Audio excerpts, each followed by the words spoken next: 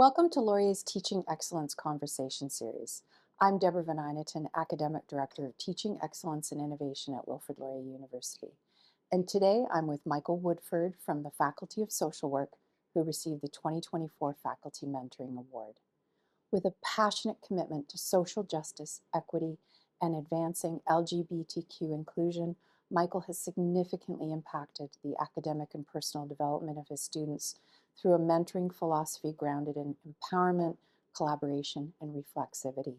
And throughout his career at Laurier, he's been dedicated to fostering inclusive and supporting learning environments and guiding students to excel as emerging scholars and practitioners. Michael's transformative approach to mentorship and teaching has inspired students and colleagues alike, making him an outstanding recipient of the Faculty Mentoring Award, and I'm excited to talk to him today.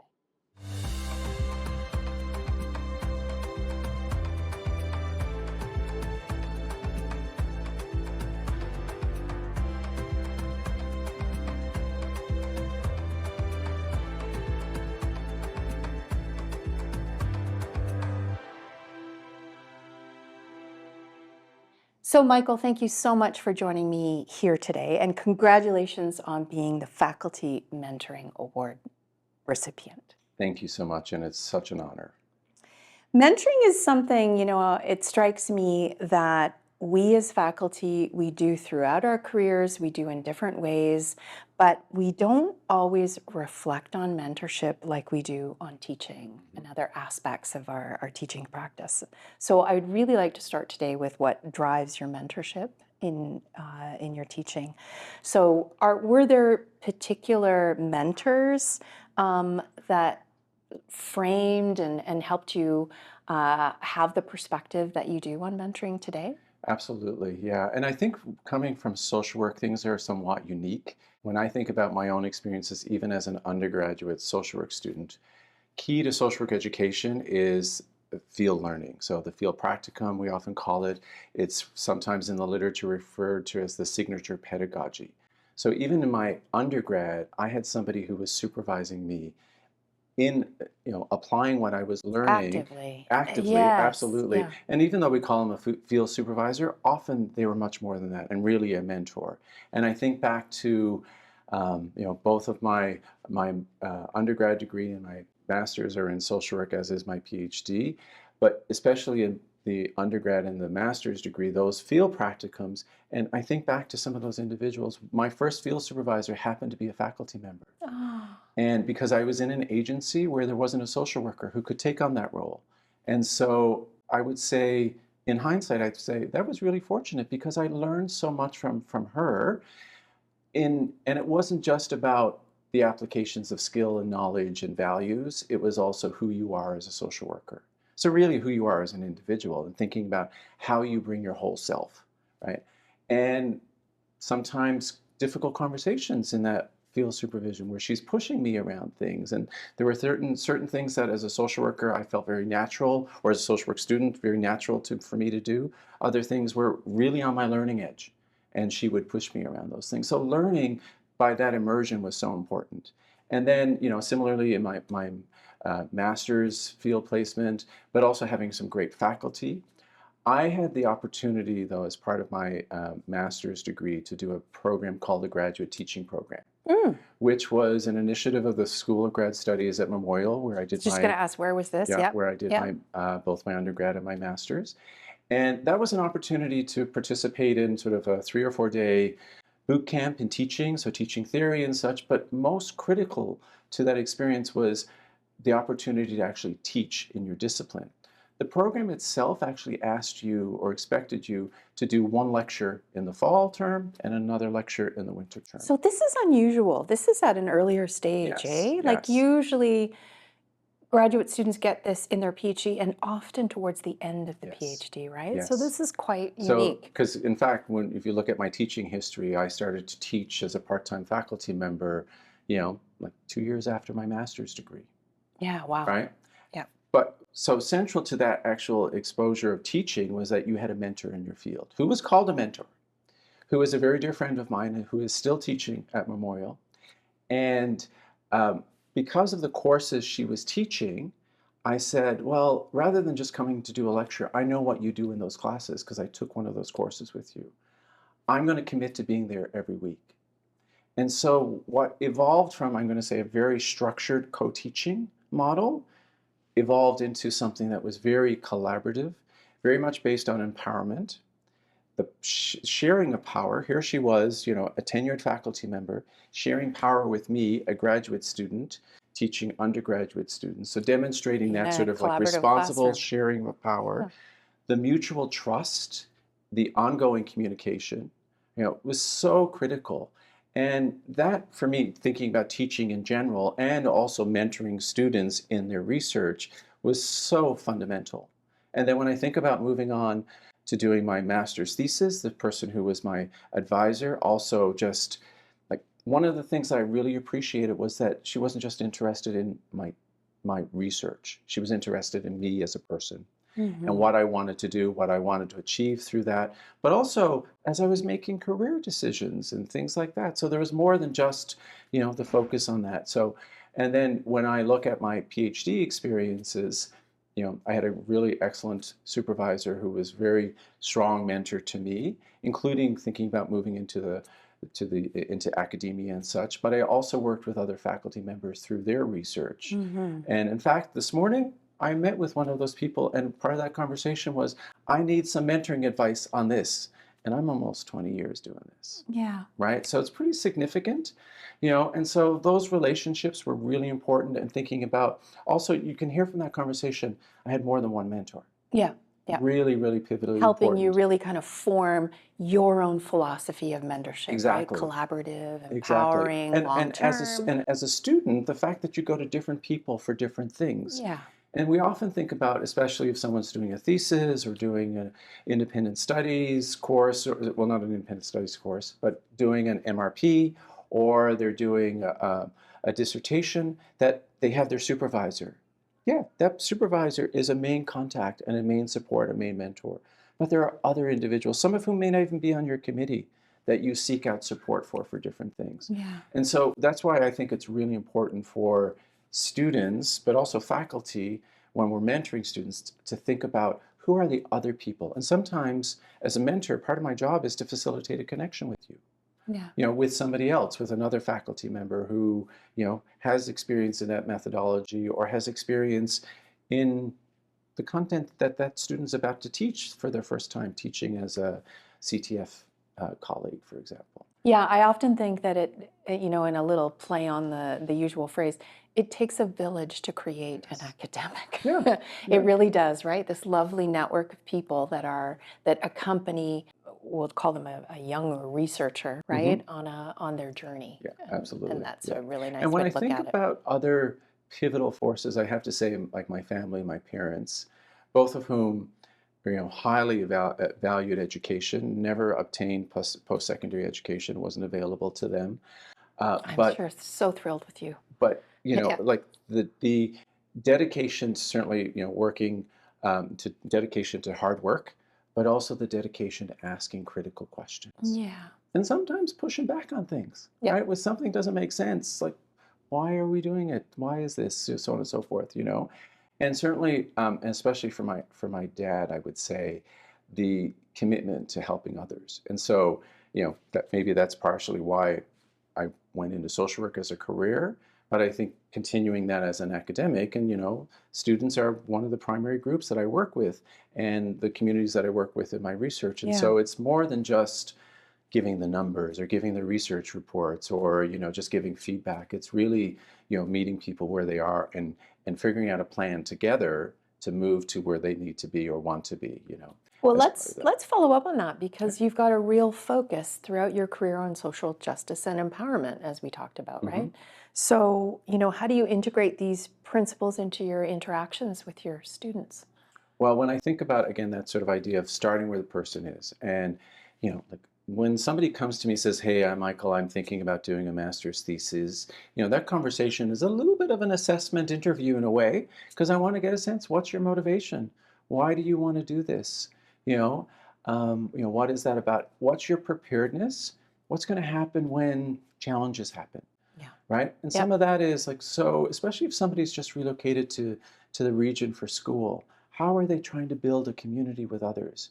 Because there's going to be points when you're going to feel like, I want to give up. And you need your community. And you need your That's right. community, right? And Yeah. so, thinking about how do I actually build relationships with other people who are doing a thesis, for example, so I'm not just alone. And I think there's challenges to that today, especially post-pandemic, and people, Yeah. time is precious. There's so many other things happening in people's lives, so there are challenges. I'm trying to be realistic about that. I often also share my own journey, which, is not sort of a traditional kind of journey academically. I sort of shopped around in my undergrad. I never thought I was going to be an academic. Even after doing a master's thesis, I was like, no, I never thought that. I share I how, didn't either. no? No, no. See? Didn't But expect to there's be. something that happens, Yeah, yeah. right? And I can tell Because the light you, bulb comes on and you're like, "Ah." yeah. Yeah. And so and for me, that part of that academic journey was I had been teaching at Memorial, part-time. Mhm. I enjoyed it a lot, really got, some wonderful feedback. I was, effective at what I was doing. It's like, oh, maybe I would like to do this. And to be honest, I applied to do a PhD because I thought my passion was teaching. Yeah. It was in my PhD program that my passion for research really Yeah. developed. Yeah. Right. And so when I think about working with our doctoral students, especially in our field, where doctoral students are often returning to school after 10 years, 15 years of practice.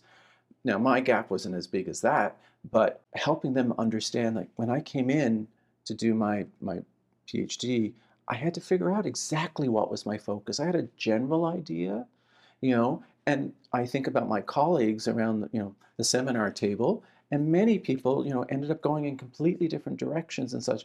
And some of that is like normalizing how that exploration is just common, right? Yeah. Yeah. When I also think about the past 4 years as the associate dean for our PhD program, actually building in processes within Yes. courses to actually enable that and talk about that, inviting other faculty to come in to talk about their own journeys academically, because it's not necessarily a clear, neat path from A, B, and C, and this C is the research question I want to answer.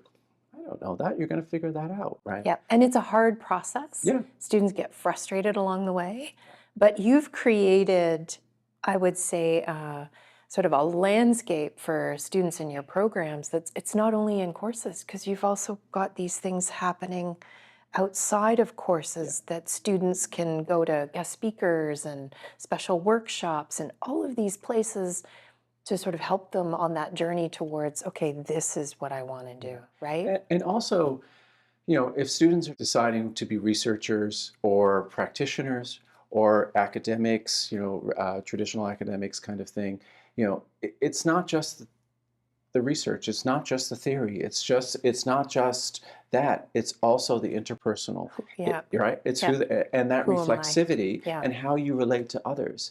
And so, just as you mentioned, the sort of building in some of those other learning opportunities. And again, it's starting where, so this is who this person is, this is their experiences, this is where they want to go. So these are the things we need to put in place. And not all of it falls to the mentor. Hopefully our program, so for example, Aspire is a great initiative, Yes. Yep. right? So Yep. building on that, and sometimes part of our mentorship is building in a plan with a student to say, so what are this Aspire programming that you're going to take part in Yep. this semester, What are right? things you can do outside to complement Yeah, and help you on yeah, your journey? because it shouldn't just, it's not all within the faculty or department's purview to be able to do all of these things. And so there's a Right. great community of resources that can support students and such. I think also, so thinking about my research, which is around 2S LGBTQ students and their experiences and communities in general, you know, a number of queer and trans students are drawn to me and the work that we do. And of course, that's really important. And, I often, in some of those conversations, not necessarily initially, but I like hear about their experiences. And, often they're negative. They're places of, this wasn't a safe space for me. Yeah. This wasn't, An opportunity and for especially, me. yeah, and Yeah. especially undergrad students, but also I hear it from grad students, and so thinking about how is it that we create those spaces where people can be who they are, and also be spaces where, their strengths can come out, And developing. right? And so Yep. sometimes it's like Yep. highlighting the resilience and the resistance that they might have demonstrated, and the fact, many years ago, when I was working in the States, a colleague asked me, why is it that I focus on university students and not thinking about high school students? And I said, well, I think we need to pay attention to the people who've survived high school. And it's not easy necessarily That's right. at the university level. And, much of my research has really delved into the more subtle forms of discrimination, microaggressions and such. And, this was a university that was known as very, very progressive and liberal. But the students who were coming to meet with me were talking about, and they weren't using the term microaggressions, but they were talking about Yeah. microaggressions Yeah. happening in schools of social work. I was like, well, I bet you know, things, and even, more negative things and more blatant things are happening in other contexts, and we need to understand that. And so again, though, in working with students, I often share my own journey, and just even that, talking about microaggressions prompted me to say, like, I often say to doctoral students especially, I now do things that I never thought I would do when I was a doctoral student. And then, what do you mean by that? I said, so, my topic was very different from my dissertation. It was completely qualitative. Now I do things such as developing and testing microaggression scales, completely quantitative, but I also do them, And you teach right? the quantitative Right? methods course. Right. But I Yeah. also do it in a way that's collaborative. So I'll give you an Yeah. example. When we were Yep. developing a trans microaggression scale, there's a process within that testing of a scale quantitatively where you have to make some judgment calls as the researcher. I don't live this world as a trans person.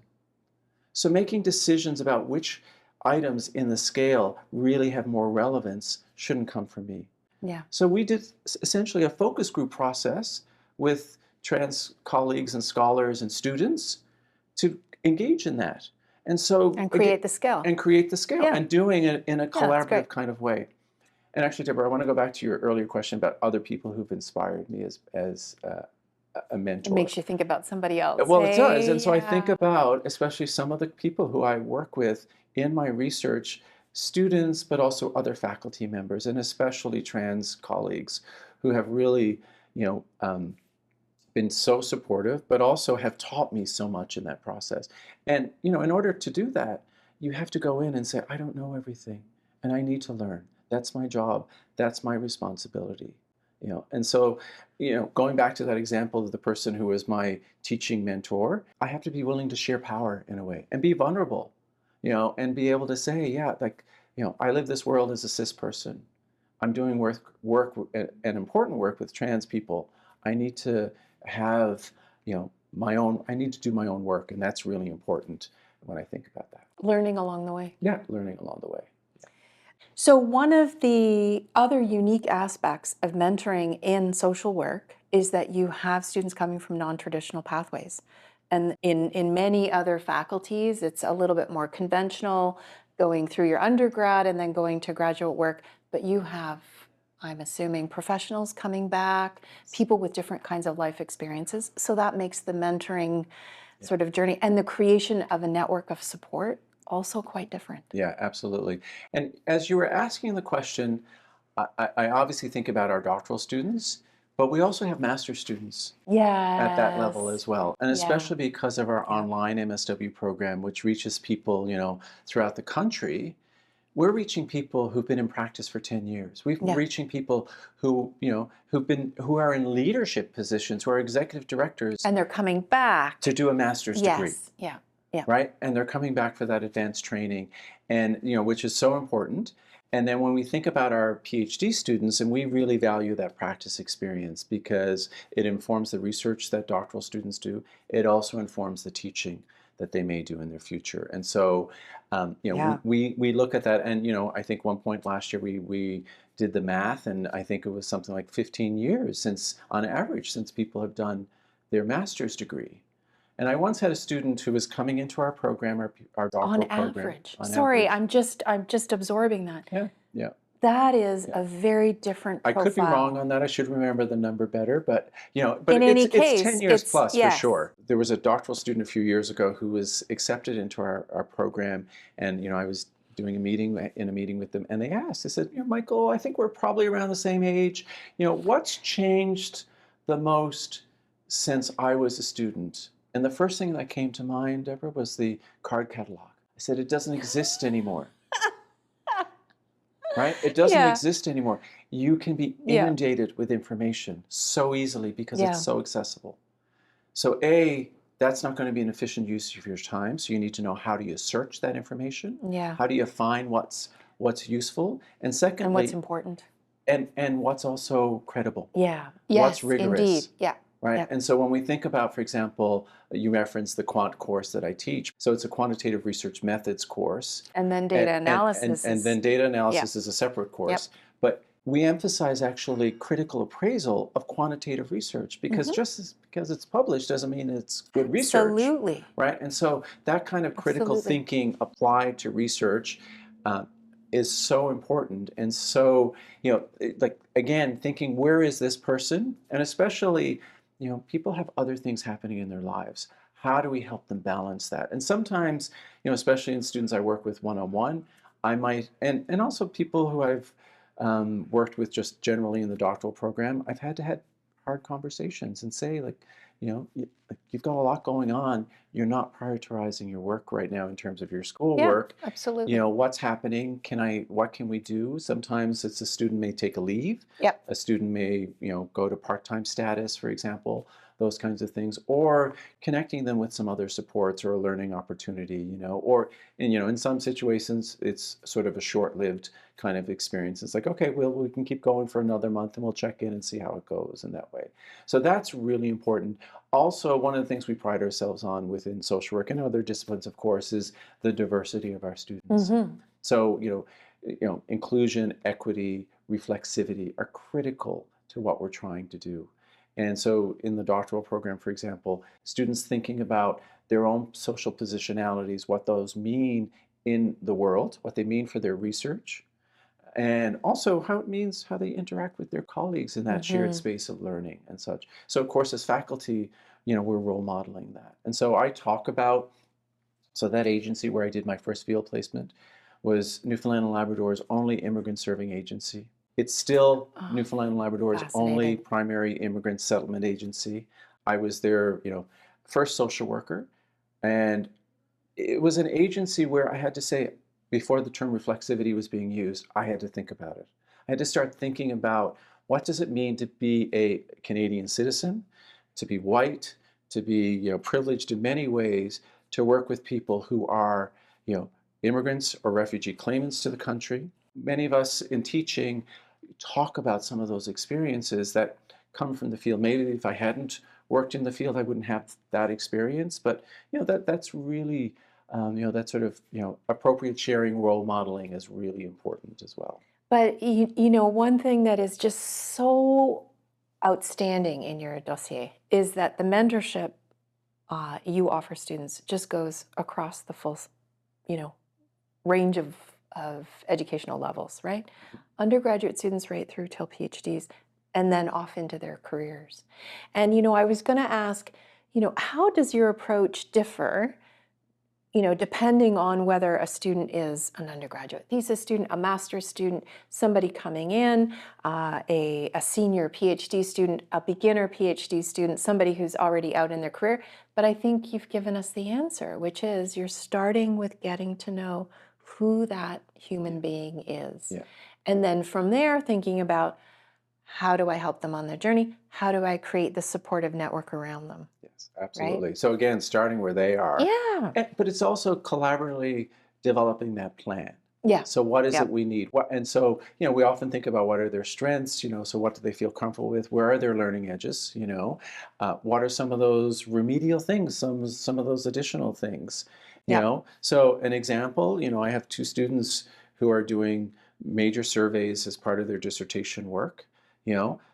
So even though survey research and right, design, right, but yeah. even though they've done statistics, as part of their training, it's like, so as you're getting ready, what can we do? What kind of initiative can you be part of? Yeah. Now sometimes also, I'm actually working with somebody one-on-one. We're sharing our screens. So I'll go back to when I was teaching at the University of Michigan, a student who did a field placement with me, which was a research-focused field placement. we were working on an analysis together. So we're sitting at my desk, we're running it. Mm-hmm. And she says, I now get statistics. I now understand it. And so sometimes it's Watching it right. unfold, doing And we're talking it. about it, and it's like, oh, Yeah. okay, well, let's do this. Oh, yeah, okay, this is great. Yes, okay, no, we need to go in a different direction. And so, of course, explaining all of those decisions along the way, I'm happy to say that person is now an assistant professor at a school in the U.S. Yeah. And like she does say to me that work really drove her passion for research. Yeah. Right. And so when I think about not every doctoral student is going to go on and become a faculty member or continue to do research or a master's student. But if you can, brighten that flame, start to get that passion going, that's great. But again, what do we need to do to get there? And I referenced earlier the idea of, sometimes there's difficult conversations that need to happen. And so it's like, okay, we need to reconfigure this plan. So I often do think about like work planning essentially, Yeah. Check-ins. how do we, and those regular check-ins, right? And we see how are we doing, and, in today's world, especially, I would say, when somebody's at a phase of their research where they're collecting data, I don't want to leave them on their own, No. but just Yeah. send me a weekly or bi-weekly update, and we agree to that. So there's a bit of a contracting Yeah. that Yeah. happens, Yeah. right? And if I don't hear from someone, I give them a couple of days, and then And then I'm you're like, like, hey, yes, what's I up? need to, because there could be something that just like is completely beyond their control, and especially students today, some of our Oh, students, they're reluctant to reach out. exactly, there's an Yeah. embarrassment, Yeah. right? Yeah. Again, I should be hitting this out of the park, and I'm not. exactly. Right. And Yeah. then, but us sharing those moments when I didn't hit it out of the park, Yeah. and Yeah. that could have been last And week as a faculty struggles in member. year 3 or whatever. Yeah, Yeah. so like helping again, I think to normalize that, and but of course, there are also times when we got to say to people, you actually need to do more. Like this is not meeting the expectations. Again, that's another Yeah. one of those hard conversations. But often you have that and explore how do we help you get Yeah. there, Yeah. right? Is Yeah. really pivotally important and effective, I think, in my experience. Yeah. Often on our journeys, most academics go through periods of time in their careers where, pre-tenure, you're working on your research profile and you're getting your teaching organized. And then after tenure, you can be a little bit more innovative, try new things. But there comes a time at which most of us decide, are we going to contribute on the admin side or not? Mm-hmm. Am I going to put myself forward for an administrative position? I have to say that in your dossier, Associate Dean of the PhD program, it's so perfect because you were doing all of these things in terms of mentoring, and then being Associate Dean seems to have given you, infrastructure and tools just to ramp up what you were already doing, right? Things that you were already practicing, and then build them sort of more uniformly through the program. Yeah, yeah. And I have to say It's a that was great match. it was Great it was a match. great match, I have to Yeah. say, and it was an opportunity that I embraced. I will say it wasn't easy because even before my term officially started, the pandemic started. Oh my goodness, right. And so Yeah, thinking yeah. about that isolation that students were not Oh, how right. do I create these things and How do I create that? networks Right. and But supports? Yeah. but now it's like, okay, those like the Yeah. opportunity to do things virtually is actually a great tool. Yeah. Right. Yeah, yeah. Accessibility is wonderful, and a benefit we have is doctoral programs are small, so classes are small, but it was more than just, oh, how do we flip and teach online for the remaining 2 or 3 weeks of this semester and prepare for the spring semester. It was more than that. It was also thinking about how is it that we continue to try to have that community, and so through The spaces in between the courses, how do Yeah. we fill them in and then create a webbing, right? Exactly. And so Yeah. what we call learning events was our mechanism to do that. Yeah. And those were, things related to research, things related to, going on the academic job market. There was quite Scholarship, grant part of applications. exactly. Yeah. And part of it was also we had mechanisms to hear from students around what their needs were. Right. Right. And so that was Yeah. really important. And I also would have regular office hours, sort of drop-in hours. I always added the caveat, let me know if you're coming or not, because I'm only going to hang out in the Zoom room for 15 minutes, right, kind of thing, because I would book an hour, Hmm. but Yeah. like adding that was really important. And sure, some months I didn't see anybody, but it was also ensuring I always told students I'm accessible. Like, feel free to, in my associate dean role, reach out to me, if you're having a struggle, because I think moving into that role got me to see the big picture. Right? And I had been aware of the big picture of sort of what doctoral students were going through, what the experiences were, where some of the gaps were, and what we were doing. And some of those things we were able to close through these learning events and such. Also, how we connected our courses, like particular courses, together, and so making things a little bit more stream aligned for Hmm. students. Really, is the Hmm. word, Hmm. aligned. Was really important. And I was really fortunate to work with a great group of colleagues from staff and faculty who are working with our students and such. And it was a great experience. Yeah, I have to say. So that it was 4 years in that role. One of the things that we as a faculty have decided is we've transformed our PhD program into a virtual one.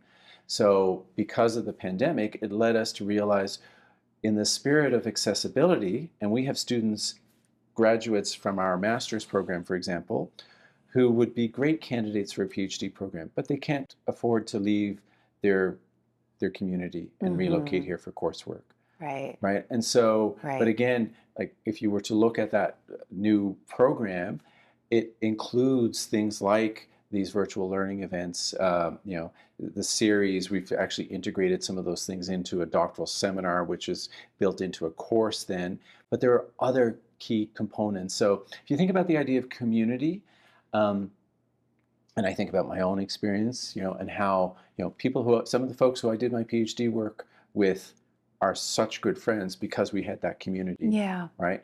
Yeah. But one of the things we built into that new offering of the PhD program is that the dissertation stage, students will participate in a doctoral research seminar once a month until they finish, because they're going to be in community with each other. It'll also be run sort of like a professional development, where it's going to be particular topics. Again, they'll come from the students, but it's also a way for them to keep in community, and a little bit of that accountability beyond their supervisor or beyond their committee, because as we both recall, the writing of that dissertation was pretty isolating, Yeah, it is. right? It is, and that type of approach really kind of provides a spine, right, Yes.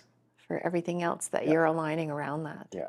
Another thing that I think is really demonstrated in your mentoring practice is that you're not just mentoring students at all phases, in-service professionals that come back, right, in unique circumstances, focusing on who they are. It's also clear that you are focused on supporting them to be, or preparing them to be, change agents. Hmm. Hmm. That's something different and very important. And it strikes me, as you're talking about, students coming from at, different phases in their career coming back to a PhD, they may already be change Yes, agents. that's true. They may be leaders. They may want to. They may want to, but feel like they don't have the capacity to do that. But that's a really important aspect of mentoring, Hmm. right? Hmm. You can change things. Hmm. Hmm. Right? So, how do you prepare them to do that? So, great question. And as you ask it, it causes me to think back to, first of all, when we think about social work, we think about, clinical direct practice with individuals, which was really my emphasis Yeah. at the undergrad level. But I was also doing what we call macro work. My master's is actually in social policy administration, but you bring those interpersonal skills in that context. So I think my sort of flame for leadership started at that point. But I was working in that settlement agency where I was doing many things. My job title was actually social worker and program coordinator. Right. I'm developing Right. grants. I'm working with our service users to do needs assessments, to inform programming, all of those kinds of things. So I had these great opportunities to sort of make positive change, I'm going to say, especially for our service users, but also for the community in general. We tried some new initiatives. And again, going back to working with students, I talk about some of my experiences in practice and how I'm pushing the boundaries of social work. Yeah. So even, with my BSW degree in hand, which was very clinical, but also included some of the macro training and such, that I talk about that and people go, oh yeah, oh yeah. Or I talk about when I worked with the provincial government of Newfoundland and how I would sort of assess a group and talk about how I needed to enter a point into the conversation a way that people could hear it and not be defensive about it, Yeah, excuse me, yeah, yeah. and such. And so thinking about some of those things. What's the crack that you Yeah, leverage open? exactly. I Yeah, always think about that. where's What's the that little crack that you window of let? opportunity, Absolutely. right? I do that in my policy work. Yeah, exactly. Yeah. Yeah, yeah. And so thinking about some of those things and sharing some of those examples, right? And then, of course, students working with me, especially in research courses, it's like, how is it that this research is going to make change? Yeah. So some of that is actually Yeah. about how is the research topic being generated? What is that about? And so using sort of, a critical paradigm to think about how is it that we use research to document systems of oppression and how they manifest in people's lives. So again, I'll use my research as an example. So, I look at microaggressions on university and college campuses as one part of the focus. I don't just look at that. I look at that around how does it affect students' mental health? How does it affect their academic performance, their persistence to degree? I don't just do that for research-wise. I do that because strategically administrators and policymakers are interested in those things. And they need to know. Right? Those are really Yeah. critical things. Yeah. Right? And so not saying that administrators wouldn't be interested in microaggressions or discrimination alone, but to actually show how that affects students and possibly Learning experience and success. Exactly, right? Absolutely. So thinking Yeah. about some of that framing and such. And so when students come to work with me, not everybody necessarily does community engaged research, but it's certainly community centered research, and which is about trying to affect positive change for a marginalized community. So I have 2 students who are doing research around autism. That's not my area of research. They've come to me because they see me as a researcher who's engaged in essentially research that's around equity, inclusion, and social justice, and there's so many parallels, right? And so helping students to see that and then working with them to think about how is it that you take these ideas of a critical paradigm and apply it through your research, right? Some of it also is being innovative with students. So one of the current doctoral students engaged in autism research, who does not live with autism herself, so is not autistic, has been working with that community for a long time, has a lot of related knowledge from that experience, realized early in her process that I don't know everything, and how people may actually interpret people who take my survey, interpret some questions can be an issue.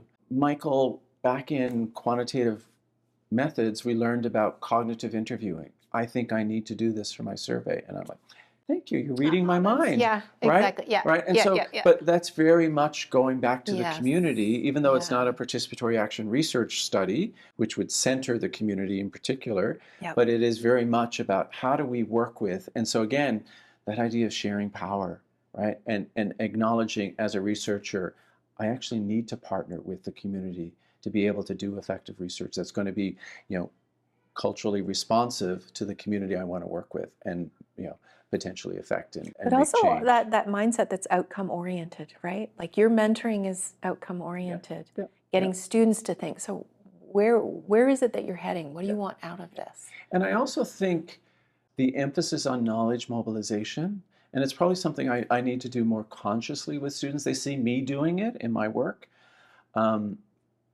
And some of them are involved as research assistants on projects with me, so they know it and they see it. And that's what I mean by the outcome orientation, right? But helping them understand that, okay, you finish your dissertation, you might write a community report. What can you do to affect that change? And so again, exactly. going back to an example, and this would actually be the other student who's doing autism-related research, that she sought out other opportunities, for example, at another university that has an autism center, which is really emphasizing engagement. We had a meeting today, and she just finished 3 weeks of co-facilitating leadership training with folks who are doing autism research. And these could be medical doctors, right? And so to bring that social work perspective, and this is somebody who Hmm. worked in the field for 15 years as a school social worker, and her research is around autism and how school social workers can effectively respond to autistic students' needs. And she's a change agent. Right, exactly. Yeah, Yeah, yeah, that's wonderful. yeah.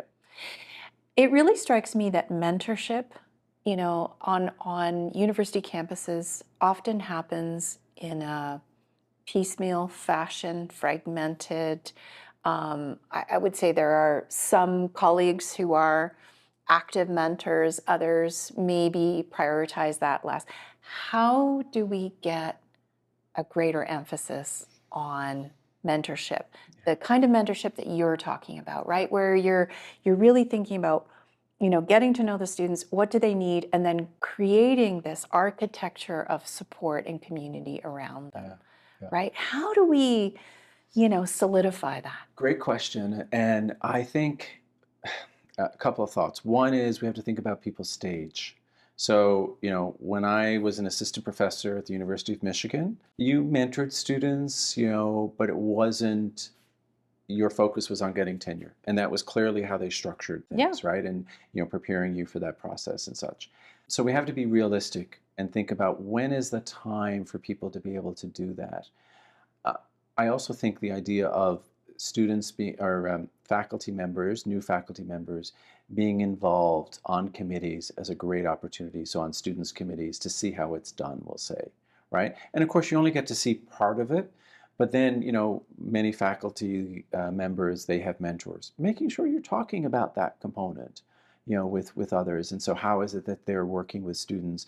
And especially, we often think about those conversations around the challenging situations with students, which is important, but it's also thinking more of the developmental and that trajectory and how do we create that. So I don't know, sharing our success stories. So things like this may be helpful in Yeah, that yeah, way. yeah.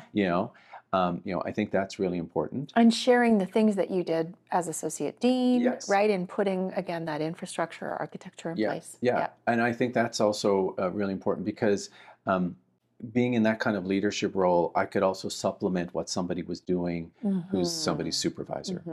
Right, right? I right, right, could do right. that and such. And especially, Yep. if something happens in a supervisor's family life or career life and they're, not as responsive, I can sort of jump in. And so that's part of, I think that role also is for students to understand, like, I'm there as a resource, as a support, even though we may not have talked in 2 years since you did a course with me, for example, those kinds of things. But often through those learning events, people interacted with me regularly, even though I wasn't working with them directly and such, that's important.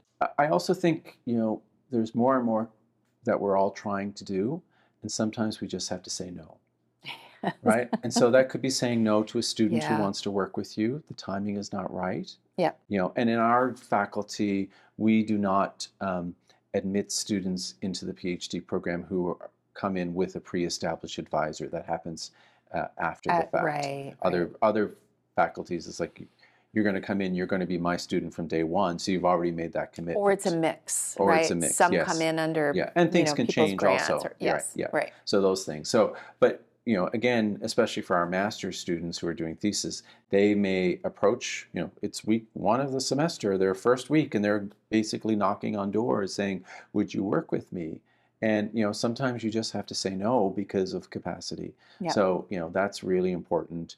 And I think us being doing our own assessment, saying, what can I give? And part of that conversation, you may have some students who need more support than others, Hmm. right? And so thinking about, okay, I could work with the student because at this time, because, they're looking for these kinds of things which I can give. Also, when we think about the formal supervision models, don't forget there is the possibility of a co-supervisor Yep. where you team, where you team up and do that with someone. And that's a great way for a new faculty member to get experience supervising students that way. But I will also say many of my colleagues who are racialized or come from other marginalized communities, they're mentoring students not necessarily on research, but they're mentoring because that's who they are Yeah. and because they had other mentors from their communities. And that's so Right, important. right. And it's often the work we do on the side of our desks, that doesn't get acknowledged. But I take pride that, for example, our faculty's tenure and promotion guidelines acknowledge that. We want people to talk about that because it is really important. And I've seen letters from external appraisers that have commented on that. So it's good. So maybe there's a shift where it is being at least recognized in that way. But ideally, we want to think about how do we formally recognize it and think about it as, part of someone's role. Yeah, absolutely. And so that has those different aspects, right? So some of the structures and processes in place at a program or a faculty level, but also the incentives that are in place for individual faculty members and, you know, Yeah. And it's also not making the expectation, though, I will say, that, because, for myself, for example, as a gay man, that I'm going to be the head of the rainbow, you know, group in our right, faculty, right. those kinds of Yeah, things. It's yeah, like, yeah, yeah. again, it goes back The to structure should support all of that, exactly. But it right? goes back to what's the capacity. Yeah. So I will tell you, when I started my first tenure track job, I was going to a very big school of social work. And at the time, I was the only out faculty member. And I had to say, like, cannot take on that role. Yeah. I'm just getting Yeah. my feet under the desk, not alone am I getting my feet wet, Yeah. right? As a new faculty member, and I also relocated to a new country. So there was other things, Of course, 3 years later, organically, I was sort of taking that role on, Yeah. Yeah. But you had time to. Yeah, and And again, the time the was system right. of support. Yep. Right, And the the time was system's right, and yep. also many of those students would come to me for support. Many of them I was, teaching in the classroom, and some I was supervising and such as well. And so, like it sort of became, I saw it as part of my role within at that time. Whereas year one, no, I needed to figure out this new system, a new place. Yeah. So, Michael, you're on sabbatical now, Mhm. which is lovely. Mhm. Sabbatical is always lovely. So you might have a little bit of time to kind of look across the horizon and think about, okay, this is what I've accomplished. These are the kinds of things that I've been doing, and you've done so much on the mentoring scene. So what's next? Right? Well, What? yeah, big question also. Notice how I didn't describe that one as a good one because it's a big one, right? And so It just is a thinking big about that, one. I will say I'm in a bit of a catch-up mode in that, being in this administrative role for 4 years. And so much mentoring Right, and service. so much, Yes. and just like Yeah. during a really challenging time in terms of the pandemic and Right. such, and the return to campus and what that means and such, Anyway, all of those things, and so I'm really trying to sort of catch up on my publications. But what's interesting, Deborah, is that I also have to do a little bit of the kind of check that I would do with a student, which is reminding myself of what my team has done around knowledge mobilization. And in fact, the conversation I had this morning with one of my mentors for my doctoral program, I said, like, I'm considering going after this grant, and I'm not sure if I'm going to be seen as competitive because we haven't done the traditional academic outputs. And I emphasize that word traditional. And he said, well, what do you mean by traditional? What's the non-traditional? And I told him about, Mhm. this major knowledge mobilization series that we ran, how, we've been doing all of this outreach, these webinar series that we created, all of these things. And he's like, so Michael, why do you think those are not academic outputs, right? Yeah, And, so, ding. and And you're like, oh, I said, well, I know, I have to remind myself. And it's yeah. the exact kind of conversation I would sort of reality check I would have with somebody, But I still, we have a lot of data that we're working on with publications and such, and trying to contribute to that. I feel like we've really done a lot to contribute to the policy and practice side of Yeah. things. Now it's contributing to the research and the sort of, the science of campus climate, we'll But say. it's more modeling of you as a change agent, Yeah, right? yes, exactly. Yeah. And I think also, when I talk about that and just even that focus, with some of my students, I say you can't do everything. So, I had to make some decisions along the way, and this is like reality, we'll say. So certainly around the research side, also pursuing some new grants. I am thinking about what my next step is in terms of teaching. I don't know. Probably teaching again in the master's program, which I haven't done in a few years. So going into that, and it's sort of a bit of a fresh start, I think.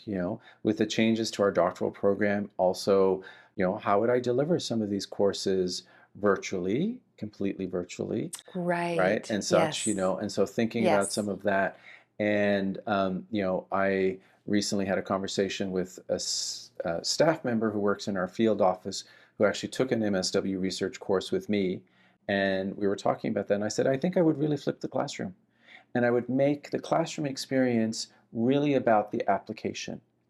Because what I'm seeing is that people are reading about things, but when it comes to the actual application and getting feedback, sometimes it's too late. Mm-hmm. So it actually needs to happen throughout the classroom, Mm-hmm. throughout the semester and that kind of thing, and those Modes experiences. of delivery, this is our new challenge, right, Yes. in 2025, is Yeah. as we really think about our programs and our courses and how we make them accessible, Yeah. right, And to it's different also audiences. maintaining the principles and the standards, Yeah, and absolutely. again, it goes back to that idea like It's a people, very different framing. yeah, It's very different, yeah. right? And if Teaching looks different. it does, and also what students are able to give, and I will say, when I think about, designing a course, I tend to be on the naturally lean towards more is better, but it's not, right? So prioritizing readings, those kinds of things, but also ensuring there's a sense of that collective accountability. So, one of the things that I do, especially teaching in person, is collaboratively we come up with our learning principles or our classroom norms, whatever you want to talk about. And, but I bring students through a reflexive process around that where they're answering actually a sheet that they give me, which is called the student information sheet. So you'll get Yeah. to learn a little bit about them. But there are questions about, like, what were some of the positive experiences for you as a student? What were some of the negative experiences? What was the role of the instructor in that? What was the role of your colleagues? What was the role of you in that? Yeah. So often people will say, well, I didn't come to class prepared. There's something when you, as a group, Yeah, talk about that, absolutely. and Yeah. you're able to say, well, look, in designing this course, I identified the two critical readings. Well, If you're you activating metacognition there, right? Because then they're reflecting back on their own learning. Okay, well, actually, how do I learn? but there's also a sense of communal accountability. So when Yeah. we develop those principles, when we do midterm check-in, midterm Yeah. evaluation, guess what? We evaluate how well are we as a group living up to that. How well are you as a student? And that moment of like, oh, yeah, I actually need to do a little bit better, right? And such. And there's a sense of excitement that can happen because it's a communal, collective effort, and such. So I think trying to do more of that and, thinking about, again, being responsive to students, but Mhm. also knowing these are the outcomes we need to realize. And especially if folks are going to become practitioners, the competencies that they need to hold are so critically important. And, ethically, that's what we have to prepare students for, right? And so it's, holding people to those standards. Same thing if someone's going to be a researcher, and even if they decide they don't want to be a faculty member, if they're going to do, private consulting work, you know, they need to be able to do strong work. And so being able to set those expectations, demonstrate that in the teaching that we do. And so by the examples that we bring in and such, and even bringing in maybe, some of our own work, which we now say, this is not that great, demonstrating that, but then also, in their work, giving that feedback. And so to me, that's also really important. Mentoring, but also teaching in general is, the feedback that students receive really has to be meaningful and push people to, this is how you get to that next level if that's needed, for example. Obviously recognizing, accomplishments and strengths, Yeah. but there's also, where are those room for improvement along the way? Well, Michael, I feel so inspired by this conversation, both in terms of where mentoring fits in my own teaching practice, but also thinking of a million things we could be doing at Laurier to build that architecture for mentoring. So thank you so much for joining me here today. Thank you. It was a pleasure. My thanks to Michael Woodford for joining me today, and I hope you will join me for more conversations that celebrate exceptional teaching practices, explore diverse teaching philosophies, and discuss the future of higher education teaching and learning.